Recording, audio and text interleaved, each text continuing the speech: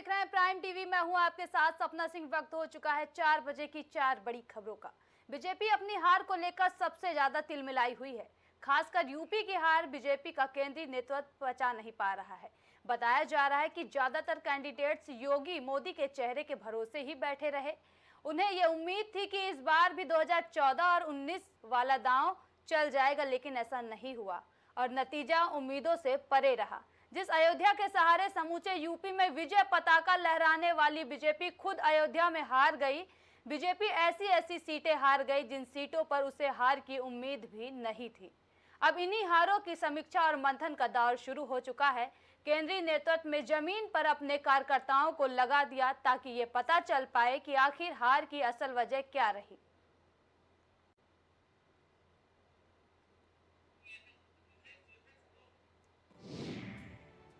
भीतर गुटबाजी पर मढ़ दी गई हार।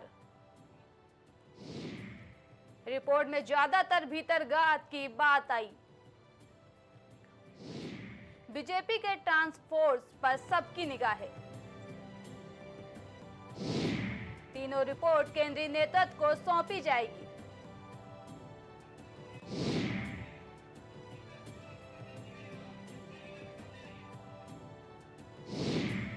हार पर मंथन। रिपोर्ट में ज्यादातर भीतरघात की बात सामने आई है। बीजेपी की टास्क फोर्स पर सबकी निगाहें हैं।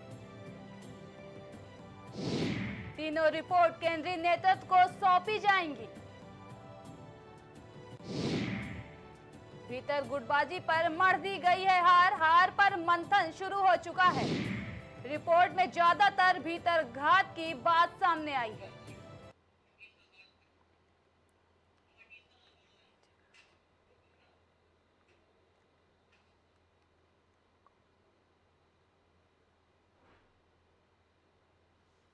यूपी में बीजेपी की हार के बाद अब मंथन शुरू हो चुका है। ज्यादातर उम्मीदवार इस बार भी 2014 और 19 की तरह जीत का परचम लहराने की तैयारी में थे और बीजेपी के मुखिया प्रधानमंत्री मोदी और योगी के नाम पर वोट की कोशिश कर रहे थे, लेकिन बीजेपी अपनी हार को लेकर सबसे ज्यादा तिलमिलाई हुई है। खासकर यूपी की हार बीजेपी का केंद्रीय नेतृत्व पचा नहीं पा रही है। ज्यादा जानकारी के लिए हमारे सहयोगी अनुराग त्रिपाठी हमारे साथ लाइव जुड़ चुके हैं। अनुराग, यूपी में बीजेपी का हार कौन जिम्मेदार, क्योंकि यूपी में हुई हार को बीजेपी पचा नहीं पा रही है? बिल्कुल सत्ता। जिस तरीके से एक बात सबके ध्यान में रहती है कि केंद्र का दिल्ली का जो रास्ता है वो यूपी से होकर जाता है। इस बार कुछ आंकड़े बदल गए और समीकरण जो थे वो सक्सेसफुल नहीं हो पाए। साफ तौर से जिस तरीके से उत्तर प्रदेश में बीजेपी उम्मीद लगा के बैठी थी कि 80 की 80 सीट जीत लेगी, लेकिन उसकी आधी सीटें 40 सीटें भी नहीं जीत पाई है, 33 पर जाकर सिमट गई है। तो तमाम ऐसे मुद्दे थे जिनको लेकर के सवाल उठ रहे थे। बीजेपी ने जो भी कार्ड खेला वो फेल हो गया।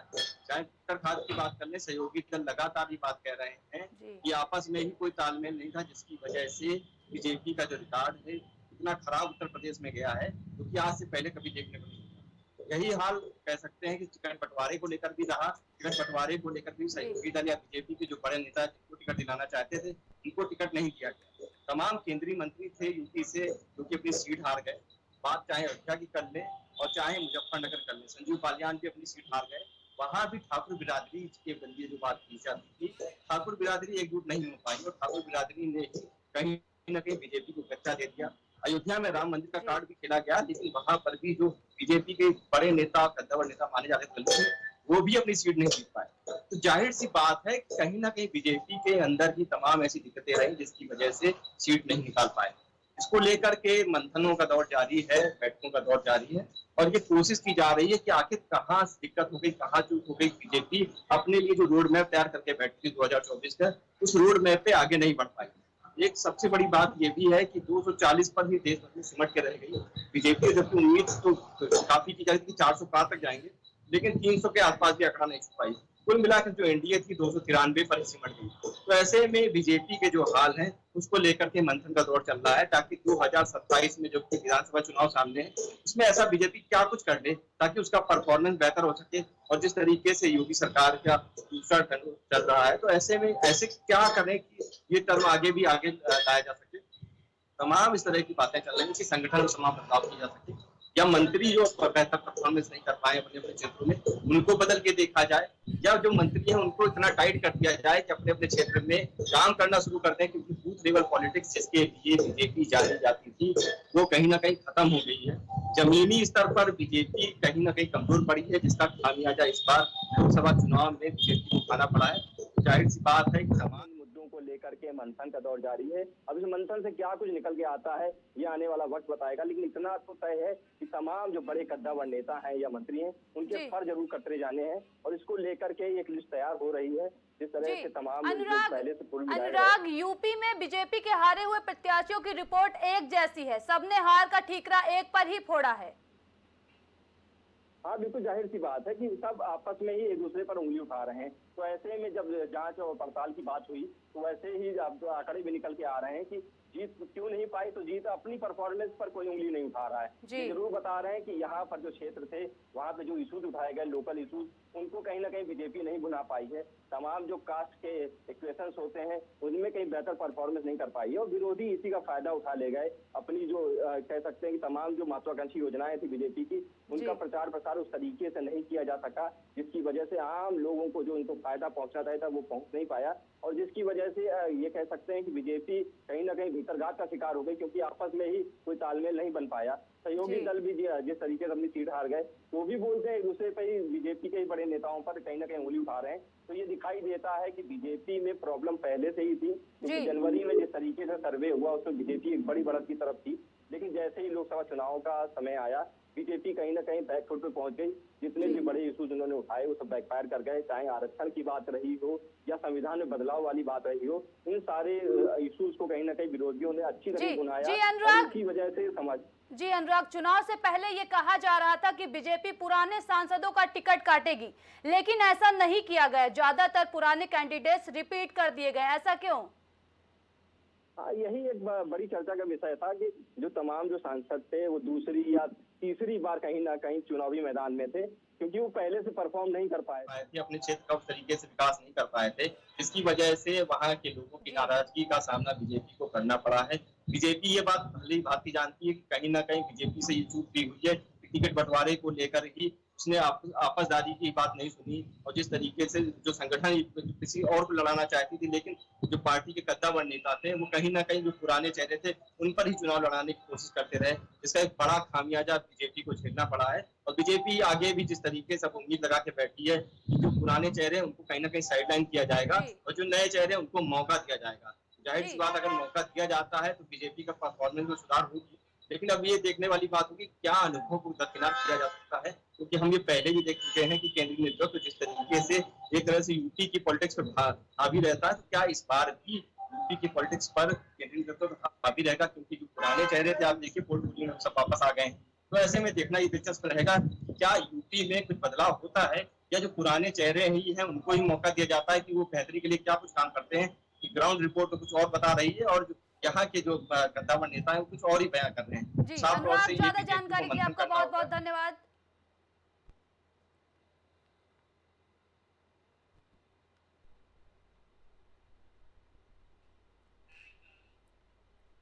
यूपी में भाजपा की लोकसभा चुनाव में बड़ी हार के बाद आंतरिक रिपोर्ट 3 स्तरों पर तैयार की जा रही है। मंडल स्तर के बाद अब हारे हुए सभी प्रत्याशियों ने अपनी रिपोर्ट प्रदेश नेतृत्व को सौंप दी है। इसमें सारा दोष पार्टी के भीतर गुटबाजी पर मढ़ दिया गया है। सूत्रों का कहना है कि हारे हुए प्रत्याशियों की रिपोर्ट में ज्यादातर भीतरघात की बात सामने आई है। अब सबका इंतजार जिलों में भेजे गए भाजपा के टास्क फोर्स की रिपोर्ट पर है, जिसके बाद आलाकमान बड़ा फैसला ले सकता है। तीनों रिपोर्ट के मिलान के बाद ही केंद्रीय नेतृत्व को रिपोर्ट सौंपी जाएगी।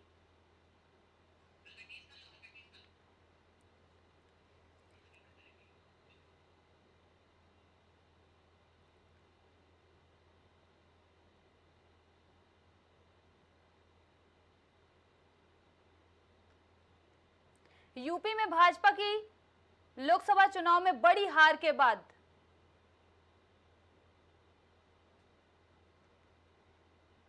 बीजेपी अपनी हार को लेकर तिलमिलाई हुई है।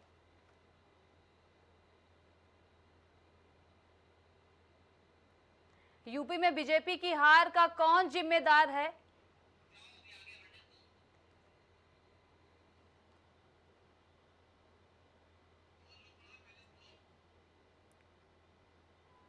यूपी में भाजपा की लोकसभा चुनाव में बड़ी हार के बाद आंतरिक रिपोर्ट 3 स्तरों पर तैयार की जा रही है।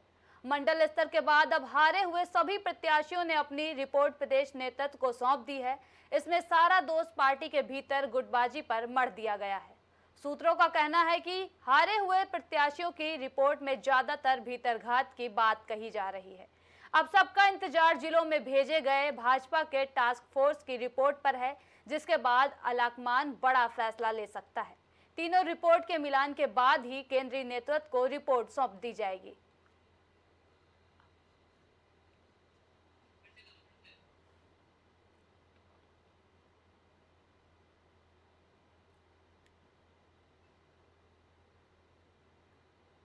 यूपी में बीजेपी की हार के बाद अब मंथन का दौर शुरू हो चुका है।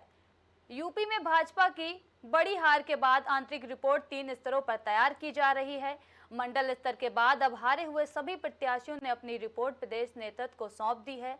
इसमें सारा दोष पार्टी के भीतर गुटबाजी पर मढ़ दिया गया है। सूत्रों का कहना है कि हारे हुए प्रत्याशियों की रिपोर्ट में ज्यादातर भीतरघात की बात कही जा रही है। अब सबका इंतजार जिलों में भेजे गए भाजपा के टास्क फोर्स की रिपोर्ट पर है, जिसके बाद अलाकमान बड़ा फैसला ले सकता है।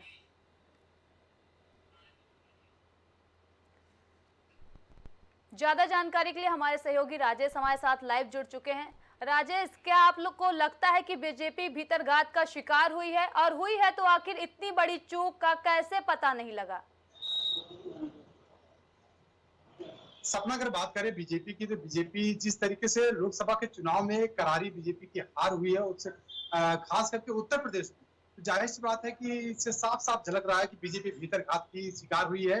और सबसे बड़ा भीतरघात का जो कारण था कि जो बीजेपी के जो विधानसभा लेवल के नेता थे, जो विधायक थे, कहीं न कहीं अगर देखा जाए तो जो विधायक थे उनके वो लोकसभा चुनाव में सहयोग नहीं कर पाए। सहयोग न करने की सबसे बड़ी वजह आपको बता दूं कि जो विधायक थे, जो एमएलए थे, उनका कोई भी काम जो केंद्रीय नेतृत्व स्तर पर या कहें जो यूपी लेवल के जो सीएम लेवल पर उनका कोई काम होता नहीं था।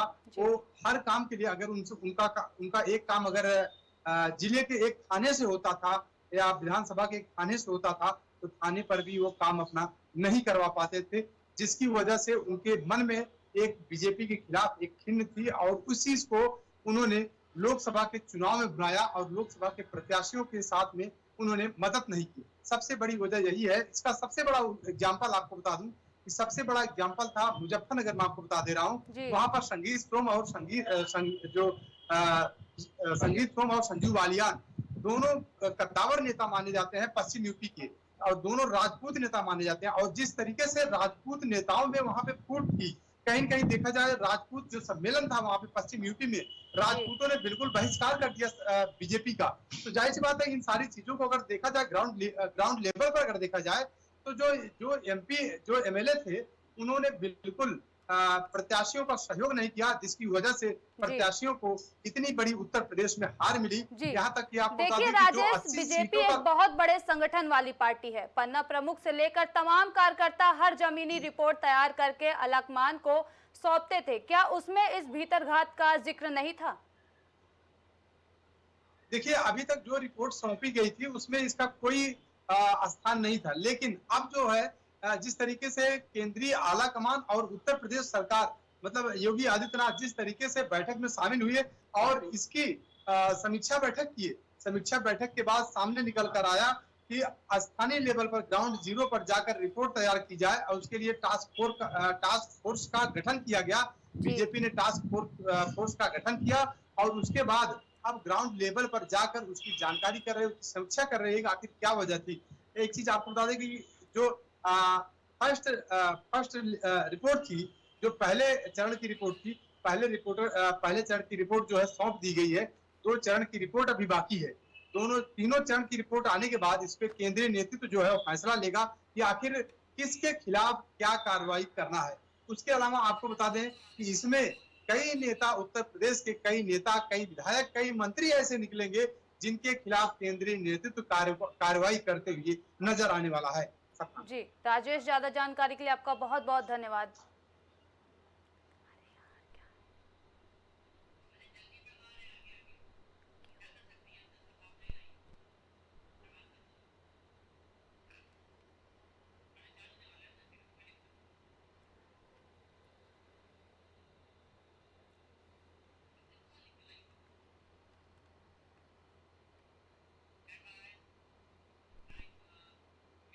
झुलसाती गर्मी और जानलेवा हो गई है। बता दें कि मंगलवार को गर्मी के चलते यूपी में 171 लोगों की जान गई है।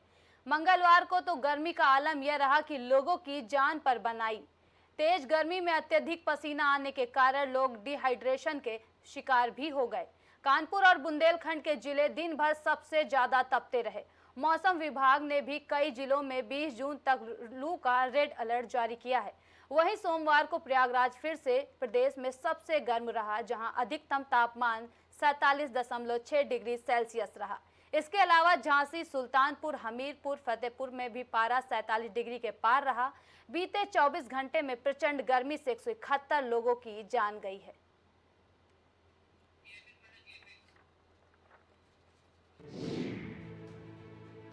गर्मी का टॉर्चर, बुंदेलखंड और कानपुर मंडल में भी असर बांदा में 13 लोगों की जान गई। फतेहपुर में 12 की मौत, कानपुर में 11 लोगों की जान गई है गर्मी से। हमीरपुर में 10 लोगों की जान गई है। चित्रकूट में 8 लोगों ने अपनी जान गंवा दी है।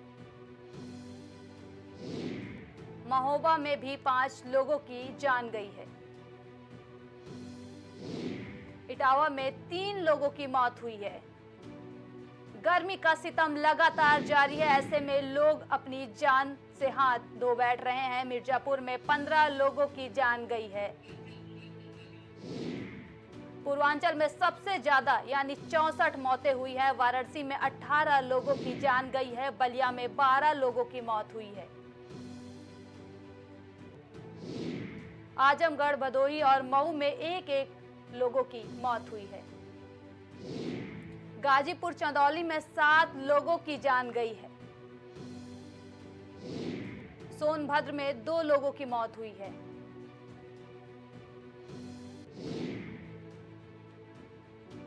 पूर्वांचल में सबसे ज्यादा 64 मौतें हुई हैं गर्मी से। मिर्जापुर में 15 लोगों की जान गई है। वाराणसी में 18 लोगों की मौत हुई है।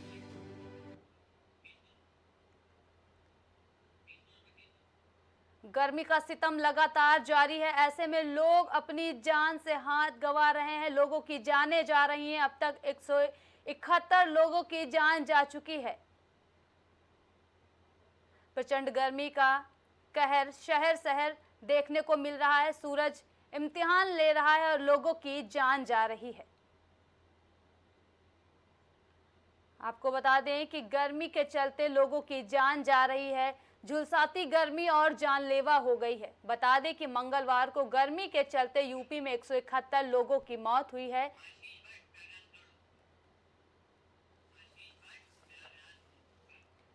ज्यादा जानकारी के लिए हमारे सहयोगी आशीष भट्ट प्रयागराज से हमारे साथ लाइव जुड़ चुके हैं।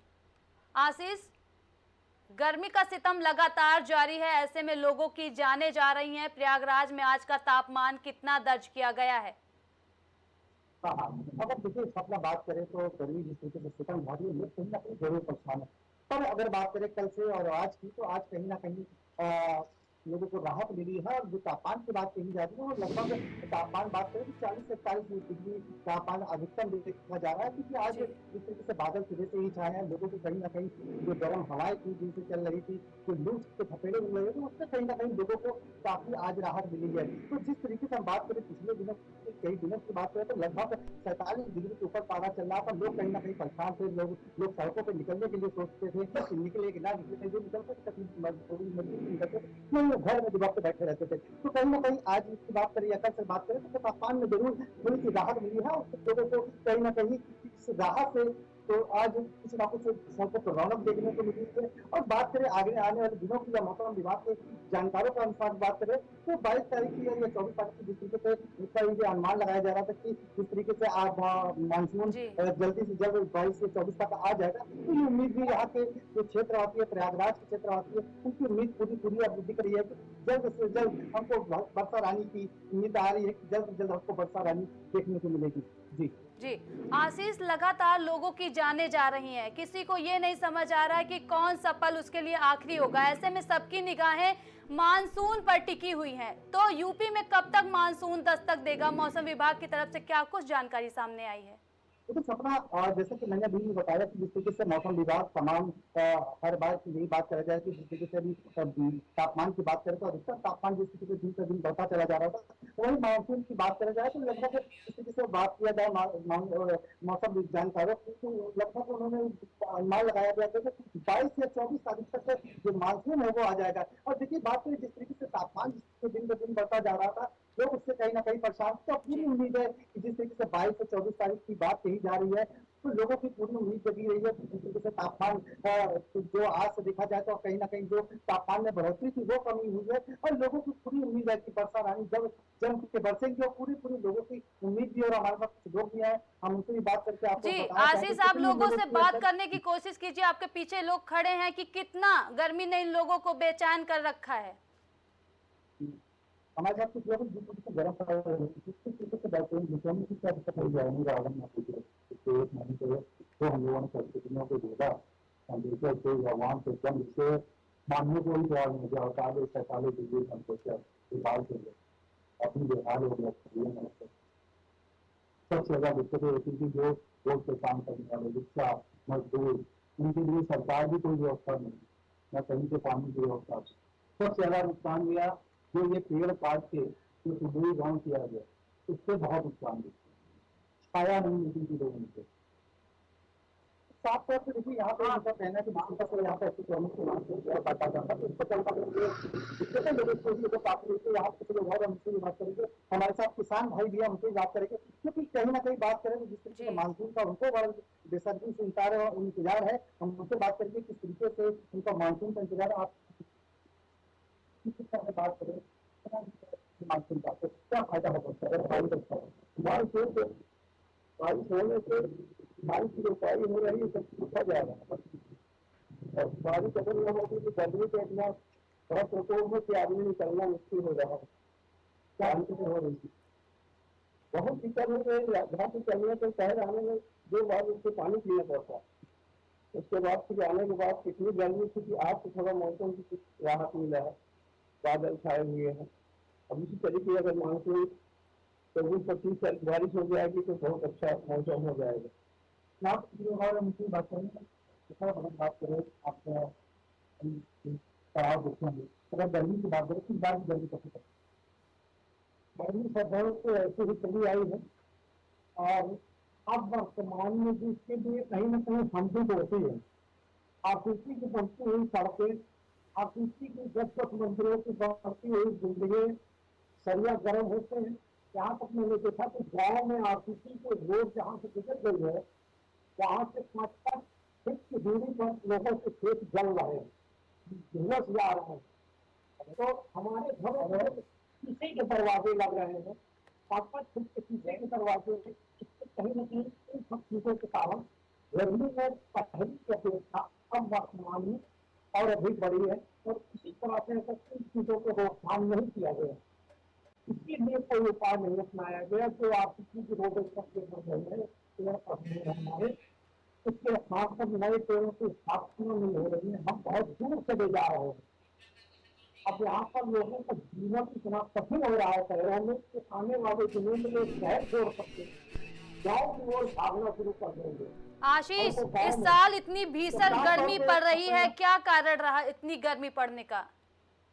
देखिए साफ तौर पर यहाँ पे लोगों को यही कहना है कि जिस तरीके से अतिक्रमण हो रहा है, जिस तरीके से आज शहर का डेवलपमेंट अगर बात करें तो जिस तरीके से आज हम स्मार्ट सिटी की ओर बढ़ रहे हैं, पर कहीं ना कहीं जिस तरीके से पेड़ों की कटिंग हो रही है, पेड़ों को काटा जा रहा है, वो कहीं ना कहीं एक बड़ा कारण हो रहा है। जिस तरीके से हमारा पर्यावरण एक तरीके से उसको छेड़ा जा रहा है, तो ये बड़ा कारण यहाँ के लोगों को साफ तौर पर कहना कि जिस तरीके से अगर ऐसे ही करता रहा तो शहर के लोग हैं वो कहीं ना कहीं दूसरी जगह जाने को मजबूर होंगे।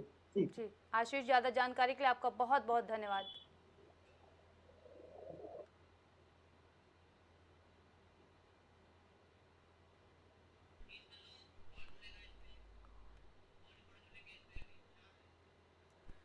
गर्मी का सितम लगातार जारी है, ऐसे में यूपी में 171 लोगों की जान जा चुकी है।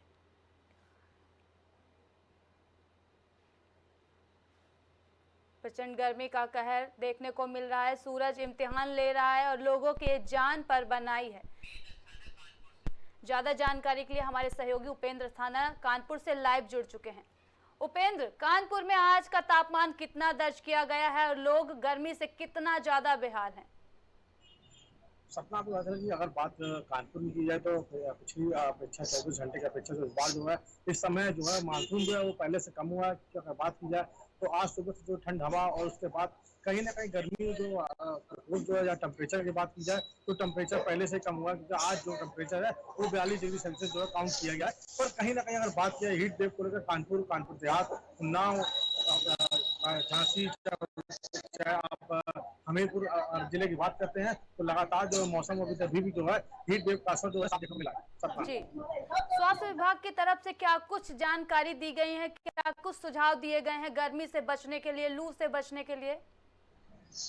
जी, अगर बात की स्वास्थ्य विभाग की बात की है तो लगातार स्वास्थ्य विभाग हो चाहे जिला प्रशासन हो वो लगातार जो है गाइडलाइन जारी कर रहा है कि पानी का सेवन ज्यादा करें और उसके बाद जो है समय रहने पर अगर बात की जाए जिस तरीके से जब समय हो मौके तो आप समय के लिए बाहर निकले, वरना बाहर ना निकले। पर कहीं ना कहीं अगर बात की मौसम विभाग की बात की जाए तो मौसम वैज्ञानिक साफ कहना कि 48 घंटे में जो मानसून है वो पूरी तरह से दस्तक देने को तैयार है कानपुर और उसके आसपास जिलों में। मानसून कब तक दस्तक देगा उपेंद्र? लगातार लोगों की जानें जा रही हैं तो लोगों की नजरें तो इसी पर टिकी हैं कि बारिश हो, तो कब तक मानसून दस्तक देगा यूपी में? मौसम विभाग की तरफ से क्या कुछ जानकारी दी गई है? सपना अगर बात करें जिस तरीके से अगर घटना की बात हीट वेव को लेकर बात की जाए तो अब तक कानपुर में जो है जिनकी अज्ञात की बात की अज्ञात बॉडी जो हीट वेव से मरे हैं अभी तक वो काउंट नहीं हो पाया। पर अगर बात कहीं ना कहीं की जाए तो 150 से 200 लोगों की अब तक जो है हीट वेव से लेकर कानपुर में मौत हो चुकी है। पर वही कहीं ना कहीं अगर आंकड़े की बात करें तो एक कहीं ना कहीं जो है वो खराब नजर आ रहे हैं। पर अगर जिस तरह से किसान की बात की जाए, क्योंकि अब इसके बाद इस हीट वेव को लेकर के जो आम आदमी है उसकी जेब में महंगाई की मार पड़ने वाली है, क्योंकि जिस तरीके से फसल जो सब्जी की फसल जो है वो पूरी तरीके से खराब हो चुकी है, या गन्ने की फसल की बात की जाए तो वही पूरी तरह से खराब हो चुकी है। उसको देख कहीं ना कहीं जो है अब जो किसान जो है वह कहीं ना कहीं जो है पूरी तरीके से बर्बाद होता नजर आ रहा है। जी उपेंद्र, लगातार लोगों की जान जा रही हैं और स्वास्थ्य विभाग ने क्या तैयारी की, क्या कुछ स्पेशल तैयारियां की जा रही हैं, क्योंकि लगातार गर्मी पड़ रही है और लोग अपनी जान गंवा रहे हैं?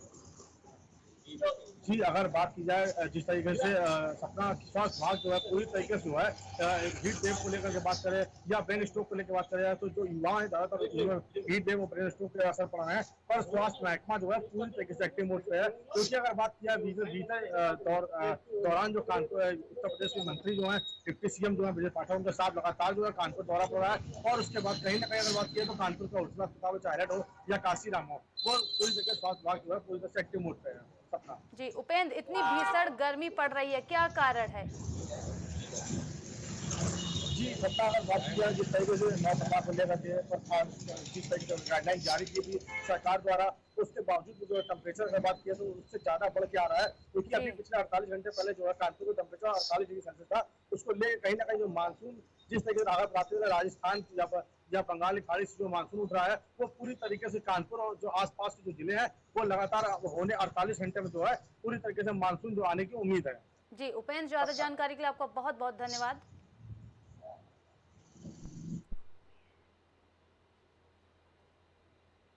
झुलसाती गर्मी और जानलेवा हो गई है। बता दें कि मंगलवार को गर्मी के चलते यूपी में 171 लोगों की मौत हुई है। इसी बीच हमारे सहयोगी आगरा से जीशान हमारे साथ लाइव जुड़ चुके हैं।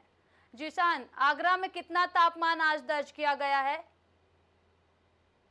देखिए, बिल्कुल मैं आपको बता दूं, प्रदेश में लगातार भीषण गर्मी है और गर्मी से बचने के लिए लोग तरह तरह की चीजों का इस्तेमाल कर रहे हैं। वहीं जरूरी कामों से लोग अपने घरों से बाहर निकल रहे हैं, पूरे चेहरे को ढक कर निकल रहा है। हालांकि जिला प्रशासन की ओर से पहले से अलर्ट कर दिया गया था कि दोपहर के वक्त अपने घरों से ना निकले, जरूरी काम से ही अपने घरों से निकले, चेहरे को ढक कर निकले और पानी की बोतल साथ में लेकर जाएं। हम आपको दिखाते हैं आगरा का ये बिजलीघर चौराहा है, यहाँ पर बड़ी संख्या में आवागमन रहता है। आप साफ तौर से देखते हैं सामने आगरा फोर्ट है जो लाल किला कहा जाता है, यहाँ पर बड़ी संख्या में यहाँ पर लोगों का आवागमन रहता है। लेकिन ताजनगरी आगरा में 45-46 डिग्री सेल्सियस पारा दर्ज किया गया है। इसी को लेकर लगातार कह सकते हैं कि यहाँ पर जो चौराहा है लगातार यहाँ पर सन्नाटा पसरा हुआ है, क्योंकि लोग अपने जरूरी कामों से ही घर से निकल रहे हैं। वही अगर हम जिला प्रशासन की बात करें तो जिला प्रशासन की लगातार व्यवस्थाएं फेल होती हुई साबित हो रही हैं, क्योंकि जिला प्रशासन की ओर से, वही अगर हम बात करें सामाजिक संगठन की ओर से, तमाम जो एनजीओ होते हैं उनकी तरफ से बड़े चौराहों और सार्वजनिक स्थलों पर प्याऊ लगाई जाती है, लेकिन आगरा का जो बड़ा बिजलीघर चौराहा है यहाँ पर जिला प्रशासन की ओर से कोई ऐसी व्यवस्था नहीं देखी गई है। वहीं जो सबसे बड़ी गर्मी को लेकर अहम भूमिका नगर निगम की मानी जाती है। नगर निगम की ऐसे इंतजाम नगर निगम की ओर से तमाम जो छिड़काव की व्यवस्थाएं शहर में कराई जाती है, पेड़ों पर छिड़काव कराया जाता है, लेकिन शासन की बात करें या फिर नगर निगम की बात करें, ऐसी कोई खास व्यवस्थाएं ताजनगरी आगरा में देखने को नहीं मिल रही हैं। वही अगर हम ट्रैफिक पुलिस की बात करें तो जिशान, आगरा में ताजमहल का दीदार करने लोग दूर दूर से आते हैं, तो क्या पहले की जैसी ही अभी भी उपस्थित है लोगों की? नहीं, देखिए बिल्कुल मैं आपको बता दूं, जिस तरीके से आगरा में ताजमहल स्थित है, दुनिया की खूबसूरत इमारत है और पूरी दुनिया से को देखने लोग ताजनगरी आगरा पहुंचते हैं। पहले कह सकते हैं कि पहले बड़ी संख्या में लोग ताज का दीदार करने आते थे, लेकिन इस भीषण गर्मी को देखते हुए जो लोगों का आना है वो भी कमी दर्ज की गई है। वहीं कह सकते हैं अभी 2 दिन पहले भी ताजमहल में एक बंगाल के पर्यटक की हालत खराब हुई और उसको आनन फानन में हॉस्पिटल में भर्ती कराया गया, लेकिन उसकी डॉक्टरों के पास पहुंचते ही मृत्यु हो गई। हालांकि ताजनगरी आगरा में भी गर्मी को लेकर 4 लोगों की मृत्यु हो चुकी है। हालांकि पुलिस प्रशासन इन मृत्यु के बाद से अलर्ट दिखाई दे रहा है। वहीं अगर हम ट्रैफिक पुलिस की बात करें तो ट्रैफिक पुलिस की भी एक बड़ी जिम्मेदारी मानी जाती है, क्योंकि भीषण गर्मी में चौराहों पर यातायात पुलिस का अहम रोल माना जाता है, क्योंकि यातायात आवागमन जो है सुचारू रूप से चालू रहे, इसी को लेकर ट्रैफिक पुलिस की भी कह सकते हैं कि आप यहाँ पर एक पुलिस बूथ बना है जहाँ पर तमाम जो पुलिसकर्मी है चौराहे पर बैठते हैं। लेकिन ये ऐसा है, भीषण गर्मी में भी लोग यहाँ पर जो पुलिसकर्मी है वो बैठते हैं। यहाँ पर कोई ऐसी खास व्यवस्थाएं भी देखी नहीं जा रही है। जी जिशान, ज्यादा जानकारी के लिए आपका बहुत बहुत धन्यवाद।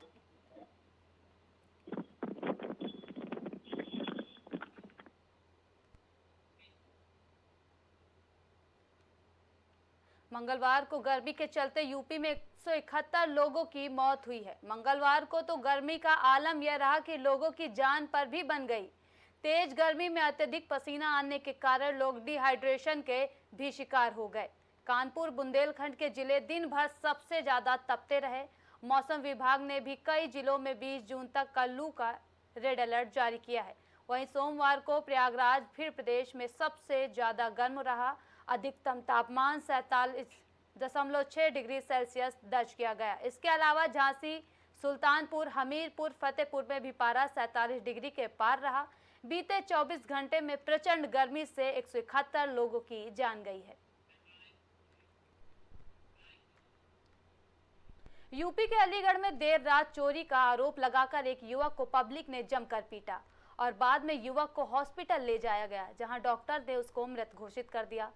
घटना से गुस्साए सपा के कार्यकर्ता व एएमयू के छात्र व स्थानीय लोग अस्पताल के बाहर इकट्ठा हो गए और जमकर हंगामा किया। उन्होंने युवक की मॉब लिंचिंग का आरोप लगाते हुए प्रशासन से सख्त कार्रवाई की मांग की है। वहीं घटना के बाद इलाके में तनाव फैल गया। शांति व्यवस्था के लिए भारी फोर्स की तैनाती की गई, जिसके बाद सूचना मिलते ही मौके पर एसपी, सिटी सीओ सहित भारी पुलिस फोर्स पहुंची और अधिकारी काफी देर तक प्रदर्शनकारियों को समझाते रहे। फिलहाल पुलिस ने घटना से संबंधित 2 लोगों को हिरासत में लिया है और मामले में कठोर कार्रवाई की बात कही है। साथ ही युवक से मारपीट की घटना का वीडियो सोशल मीडिया पर तेजी से वायरल हो रहा है। देखिए, ऐसा है कि एक व्यक्ति जो है वो गली रंगरेजन मामू भांजे जा रहा था। वहाँ पे कुछ लड़कों ने उसको पकड़ के और बहुत मारा पीटा। ठीक है, उससे जो है वो तरह तरह के नारे लगवाने की बात कही गई जी।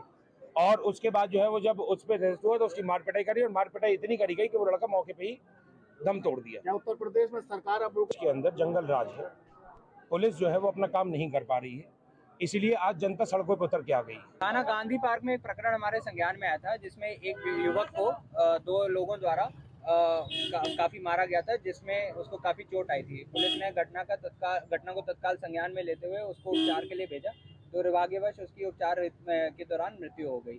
इसमें प्रकरण को संज्ञान में लेते हुए सुसंगत धाराओं में यानी कि 302 में थाना गांधी पार्क पर अभियोग भी पंजीकृत कर लिया गया है और जो 2 लोगों की इसमें गिरफ्तारी भी कर ली गई है। अन्य लोगों को सीसीटीवी के आधार पर चिन्हित किया जा रहा है और जो भी इसमें शामिल होंगे उनको भी उनकी भी जल्द धरपकड़ करते हुए उनको भी जेल भेजा जाए।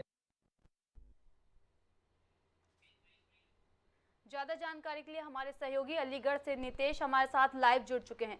नितेश, चोरी का आरोप लगाकर युवक को पब्लिक ने जमकर पीटा है जिसमें युवक की जान भी चली गई है। क्या कुछ पूरा मामला है, हमारे दर्शकों को बताइए।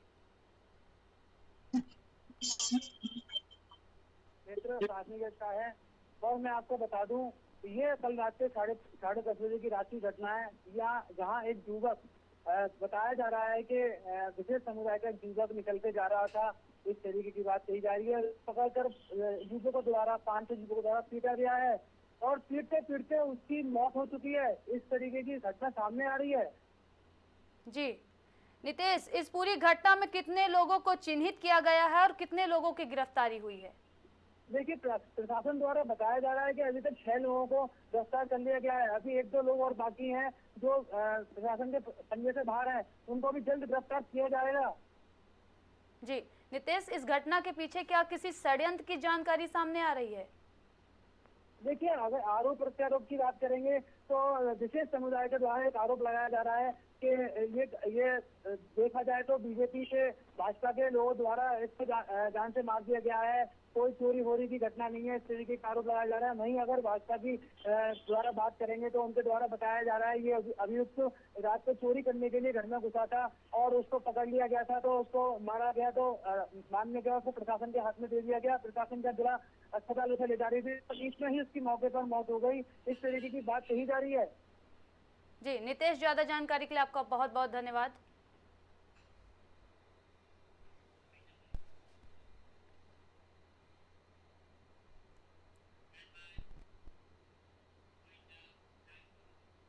चार बजे की 4 बड़ी खबरों में अभी के लिए इतना ही। देश और दुनिया की तमाम बड़ी खबरों के लिए देखते रहिए प्राइम टीवी।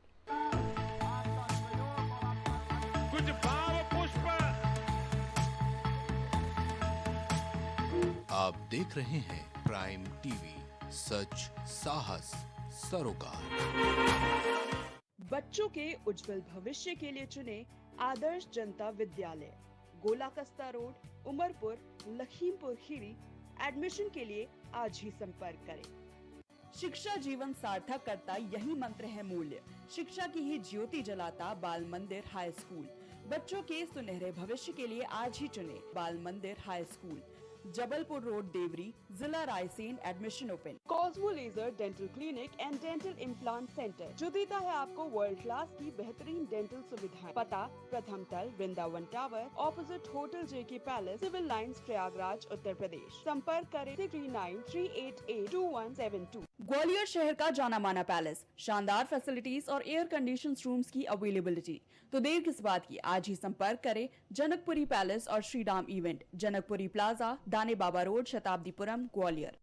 देवरी का प्रतिष्ठित ज्वेलरी शोरूम श्रीकांत ज्वेलर्स, 18, 20 और 22 कैरेट सोने के आभूषणों की विशाल रेंज, चांदी के बर्तन व आभूषण, गिरवी सुविधा उपलब्ध।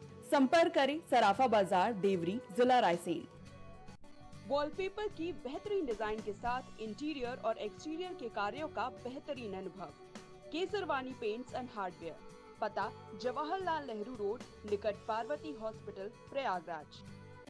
Medico hospital and super speciality centre, जहां होता है स्पेशलिस्ट डॉक्टरों की निगरानी में बेहतर इलाज। संपर्क करें 9455270200। पता नए हाईकोर्ट के सामने, स्माइलगंज, फैजाबाद रोड, लखनऊ। फिजियोथेरेपिस्ट नजमा खान की फिजियोथेरेपी के माध्यम से पाए पुराने से पुराने दर्द से तुरंत निजात। सीरा best health care happy family. पता अपश्ती लॉज के सामने, श्रीराम फाइनेंस के बगल, कैलारस, जिला मुरैना, मध्य प्रदेश। रेरा से स्वीकृत वेंकटेश सिटी कॉलोनी, जहां आपको मिलेगी बेहतर रोड, पानी की टंकी, साथ ही कॉलोनी की सुरक्षा के लिए कंपाउंड वॉल। पता वेंकटेश सिटी स्टेडियम के पीछे, Ambedkar ward, Tendukheda, Narsinghpur. Phone number 192381553130। सालों से लोगों की स्वास्थ्य का रखा ख्याल, लोगों को जिनसे मिलता है बेहतर उपचार। Doctor Shri Krishna Singh Yadav, consultant physician, जिला चिकित्सालय के सामने, रोशन कुटीर, मुरैना। दशकों से प्रयागराज के विश्वसनीय शैक्षणिक संस्थानों में से एक वैभव क्लासेस, जहां मिलता है शिक्षा का बेहतर एनवायरनमेंट अनुभवी शिक्षकों के साथ। पता near auto sales building, Civil Lines, Prayagraj.